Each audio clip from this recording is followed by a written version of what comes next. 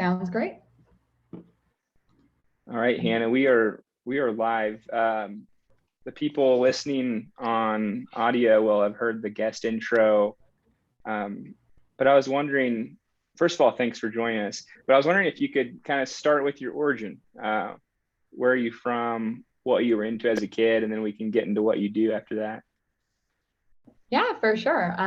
So I grew up in southeastern Indiana in a little town called Vevey. It's spelled V-E-V-A-Y. Most people would say Vevey. But they're very, very rural town. I like to tell people that the entire county only has 3 stoplights, and only one of them is the red, yellow, green one. So definitely grew up in a very small town. And given the nature of that, I grew up on a lot of land, so spent a lot of time in the woods, in the mud. We had a garden, so just a fun kind of outdoor-based youth. Did a lot of camping. And I actually grew up doing historical reenactments too. This is kind of a crazy fun fact about me. Like late 1700s, early 1800s, we would spend a week doing that every year. It's actually where my parents met. So that was just like a really niche thing as a child to do. What else? I also, I was a 4-H'er. So some of my projects there, cake decorating was one that I did for 10 years. I did some wood.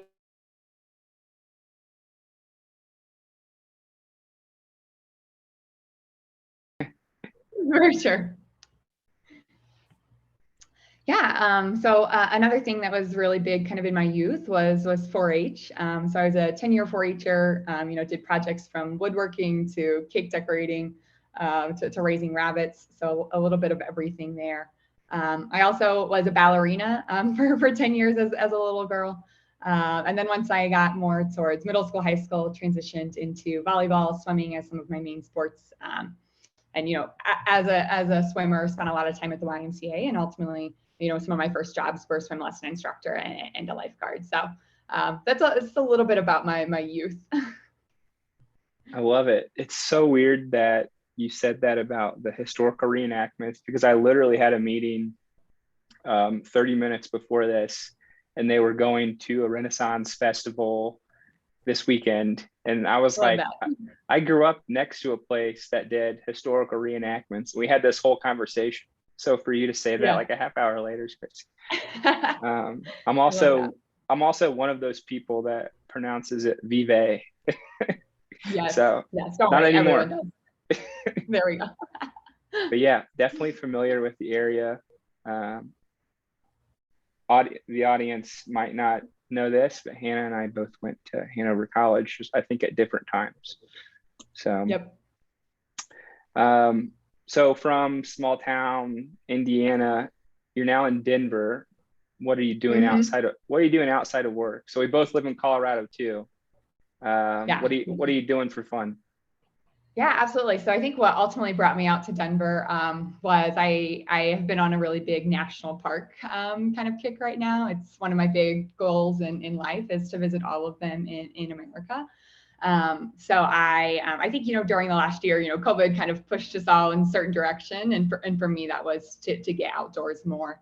So I had taken, my first solo trip to Southern California last November to visit some of their national parks, and have just kind of kept up that momentum. And Colorado gets me a bit closer than Indiana does.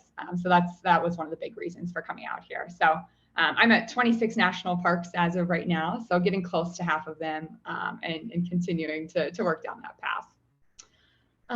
But otherwise, I've been in Denver about 7 months, so just been working to get more involved in the community. So looking at different young professional groups, looking into some board membership opportunities right now. So kind of trying to figure out that pathway out in my new city. But also just hiking in Colorado in general. I've hiked a few peaks now, 113er, 114er, done some of the parks here. And then also I love how active Denver is. So it's I can go to Wash Park and there, 50 volleyball nets set up on a weeknight. So I do a volleyball league in the evenings and try and get out in the parks as much as I can as well. Absolutely. Hannah, I think we might be cousins. I have a national park book next to my bed Literally, like that's what I read Really? at night. Yeah, I it's love that. crazy. So, Yes. How many have you been to? Do you have a count? I mean, less than 5. I don't even know if I've been intentionally to more than Rocky Mountain. Yeah. But Courtney and I got married in Estes Park, and I mean, we were just at Rocky Mountain last weekend. So Gorgeous. that's our favorite place to go. But yeah, I think we're going to Yellowstone next year. Nice. Glacier So is like my next biggest priority. So I'm hoping to squeeze that one in late summer next year. nice. I just read about that. All right. Excellent. Well, maybe we can dive into your career journey and kind of what you're working on now. Hannah, can you talk about Purpose Jobs, where you work now, and kind of what your current position is there? Yeah, absolutely. So Purpose Jobs is a company that helps folks find tech and startup jobs in the Midwest. So they were founded in Detroit, and while most of the team is located in Detroit, we are a fully remote team. So kind of how we go about, connecting folks to these positions. We manage a job board, but then we're also just, trying to promote the Midwest in general. As there are a lot of strong and emerging tech hubs within that region. You don't have to be on one of the coasts to have a really powerful tech-based career. So we also manage a weekly newsletter in which we're pushing out news. My role is as community manager. So I kind of oversee the talent side, so talent attraction, engagement, and a lot of that, involves events, community. So we recently launched a Slack community that's been really successful so far. And then kind of my next big project is really developing out more educational resources for job seekers, from resume guides to negotiating your salary to, maybe it's breaking into the tech industry. So that's where I am now, just kind of within that workforce development space. That's awesome. I'm going to put you on the spot. You don't have to list more than one, but what are some of your favorite tech companies in the Midwest right now? Yeah, that is a great question. So I think some of our, let's see, I think I'm from Indianapolis, so I know I've spent a lot of time with those ones there. Mm-hmm. Lessonly within the LMS space is a really big one within Indy. I think some of, we just did a big Columbus event, so Root Insurance, Viva is another company that's opened a space in Columbus. Olive Beam Dental. Like these are just some of the bigger ones that we see here and there. But there's they're having amazing funding rounds and just doing really awesome work. So the list is kind of endless, but that's my on the spot answer. Thank you. Yeah, I'm on that as well with Lessonly. I've always liked their brand. And yeah. I mean, I was a fan of Kyle Lacey, the CMO, before he even worked there. So it's been pretty cool to watch their growth, and even they just exited, I think, to Seismic. I think that was I believe they did.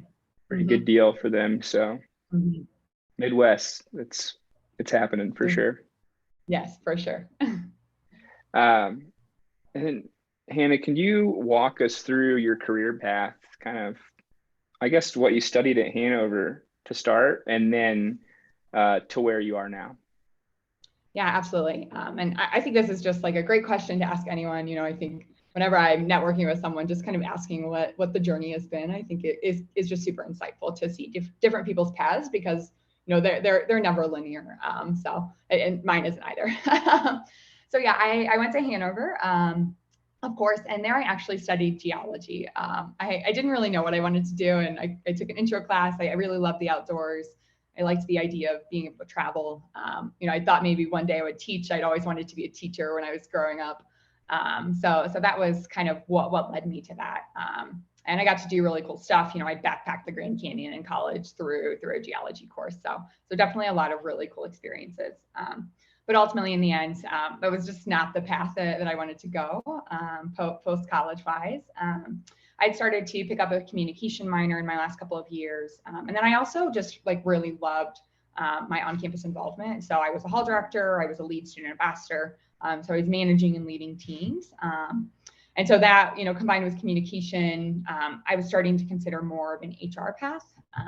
And what ultimately worked out there was I landed an HR internship with the Indiana State Fair, which as a 4-H'er was really exciting to be a part of that event, and work there for 3 or 4 months. So I did that, and had an absolute blast. And then after that, I joined an organization called Ascend Indiana, based out of Indianapolis, that helps connect college students to jobs and internships. So that was, just continued that entry into workforce development. I started out with them as a recruiter. So I was kind of how their job board works is they meet with all students before they gain access. So I was doing those student meetings, 80% of my week, just chatting with those folks, getting them into the network, helping them find jobs and such. And then when my last position before I left the organization, I was our manager of campus partnerships. So we worked really closely with the universities, especially within career services. So I was managing those relationships with 30 plus universities, kind of overseeing that talent attraction piece. So we were hosting events, doing classroom presentations, things like that. I was doing presentations to departments and stuff. So really heavy relationship management there.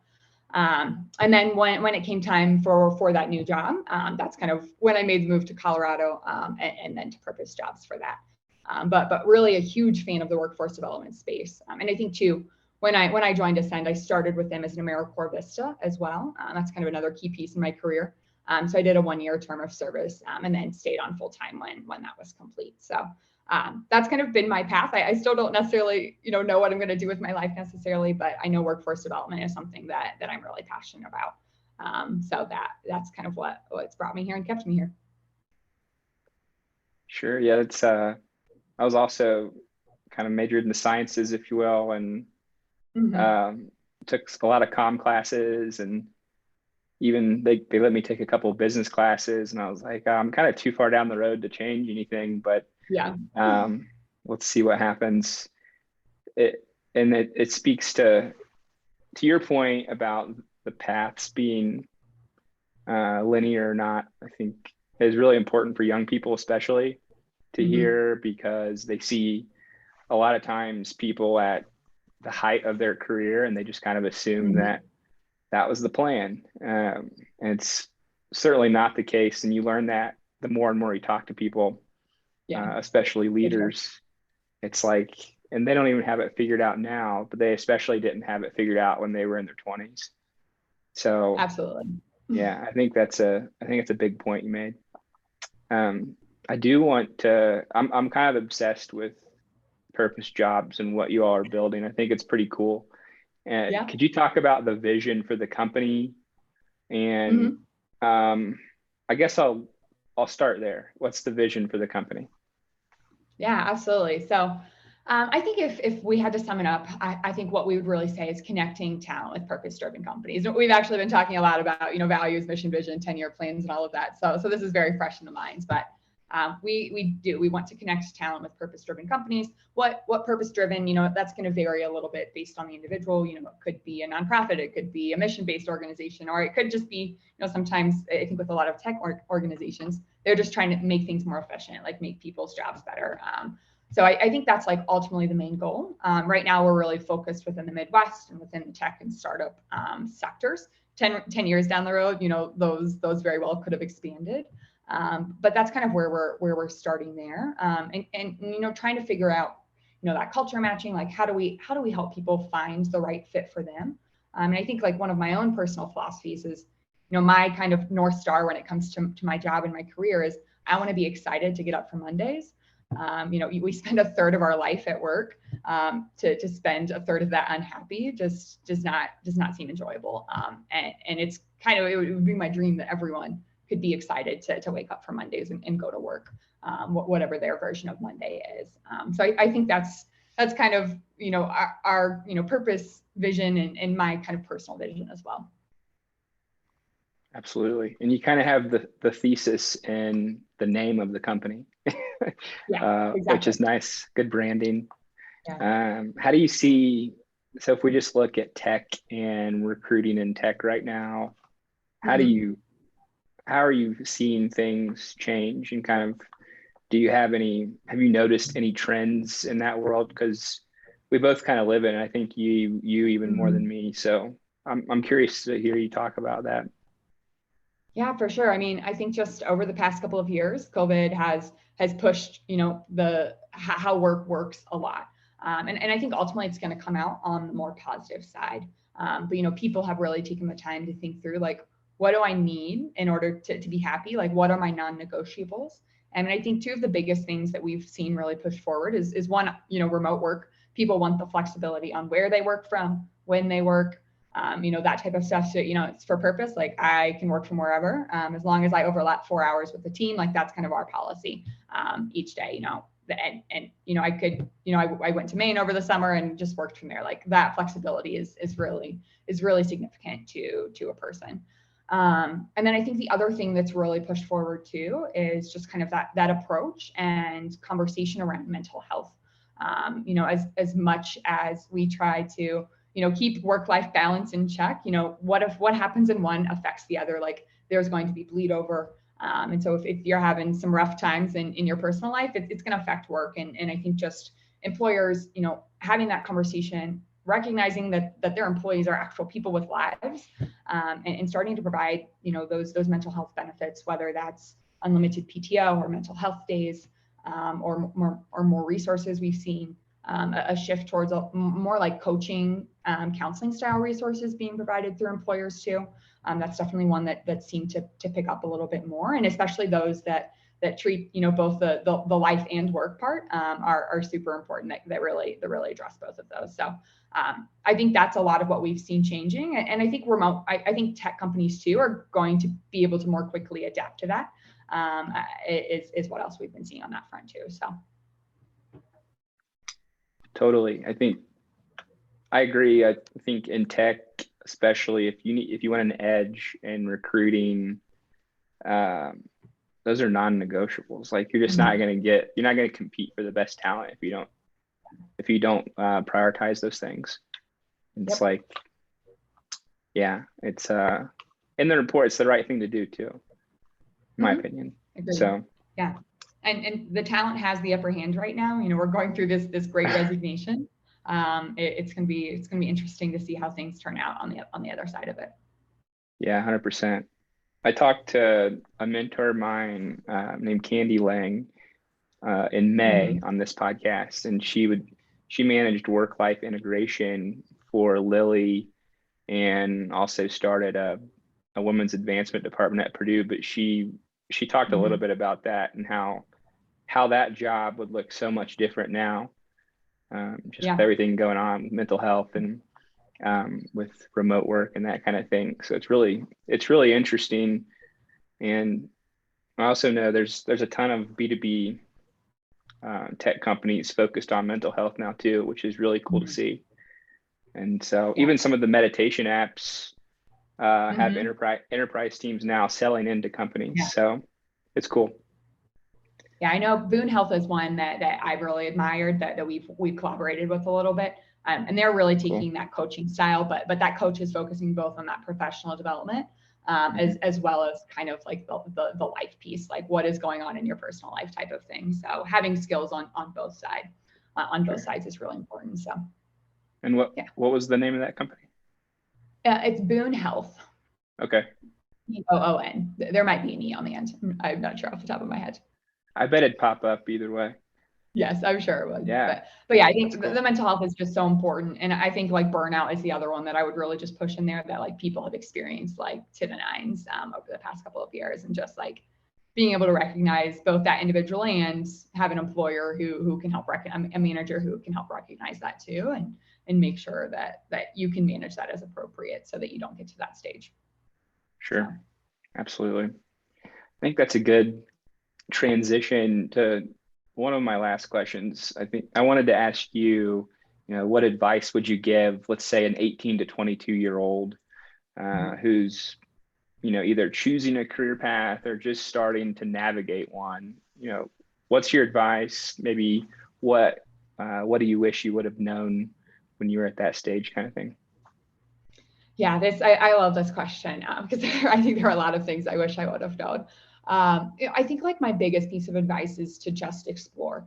I think, at age 18, when you're picking a college, if you're going to go that route, or whether it's a trade school or whatever path you're taking, like I don't think we really know ourselves very well at that age. I wish we could get to a point where, maybe that was built into our primary educations, but like it's not at this point.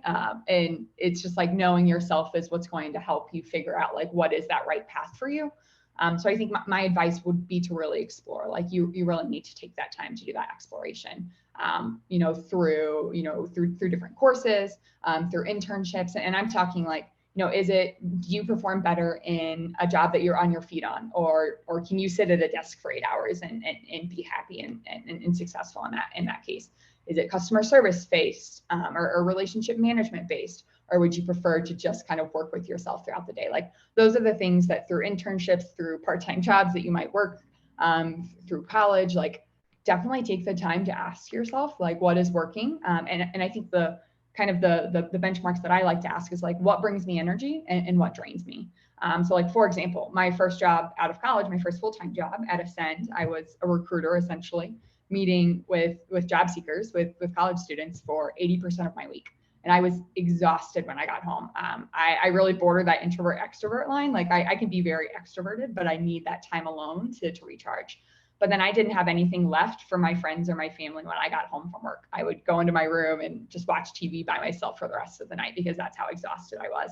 And so like that was not sustainable for me long term and having a healthy work-life balance. So I think like really questioning and digging into things like that, taking that time to be self-aware, to be introspective. And I think that's, why I think, when you're an early in career job seeker, like you might ultimately bounce around a little bit more because you are still figuring out like what's going to be the best fit for you. But I think as much as you can help yourself along with that process, like you and employers are going to appreciate that. So yeah, I think just explore and really try to be self-aware is the advice that I would share there.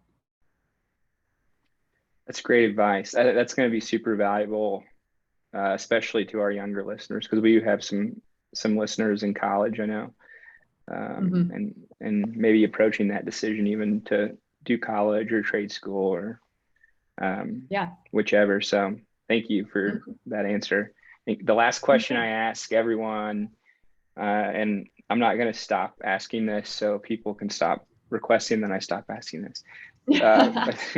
What's the kindest thing someone's done for you at work or work related? So it could be a boss, coworker, just, anything like that. Yeah, I definitely spent some time thinking on this one. And I think like ultimately, like it's just when folks, my manager or a coworker have shown me empathy. Like I think that is like one of the kindest things that someone can do. I strive to do the best, do things to the best of my ability, but we all make mistakes sometimes. And I do think that like your team and especially your manager, like that's one of the most important things for me and my job satisfaction. And to have a team and a manager that can show me empathy when I make a mistake and not like, definitely like bring me the tough feedback. I want to hear that. But it's like when I know I've made a mistake, like I'm going to be beating myself up. And I don't need a manager necessarily like scolding on top of that. Like, so I think like when they can share empathy to understand the situation, like that like means the world to me. It means that they care about me as a person. They've taken the time to really understand the situation and know that I did the best that I could. So I think just like in those moments where I have made those mistakes, like the empathy is really like the kindest thing that someone can do for me. No, that's beautiful. Yeah, that's so important, especially if you're in a people leader role. I think someone I follow says something to the effect of like, people don't need advice, they just need love.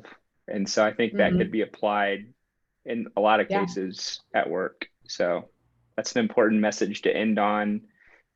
Before we hit stop, where can people learn more about you and or Purpose Jobs? Where should they be going? Yeah, for sure. I'd say feel free to connect with me on LinkedIn. I'm sure you can post it in the show notes, but it's just Hannah Slover with the LinkedIn URL. And then Purpose Jobs, we are at purpose.jobs. So check us out. There's a newsletter you can subscribe to, a job board if you're looking for positions in the Midwest or remote, because they're all out there now. And then we also have a Slack community as well that we manage that has some really effective conversations going on in there. So yeah, that's where you can connect with us. Awesome. Well, thank you so much. I really appreciate your time and your insights. I have a feeling that we're going to keep talking. And my big takeaway is I need to up my national parks game. So you need recommendations. You know where to come to. But thank you, Jimmy. It was a pleasure. All right. Thanks, Hannah. Yeah, maybe we'll do this again sometime. Absolutely. All right. We'll see you. Bye.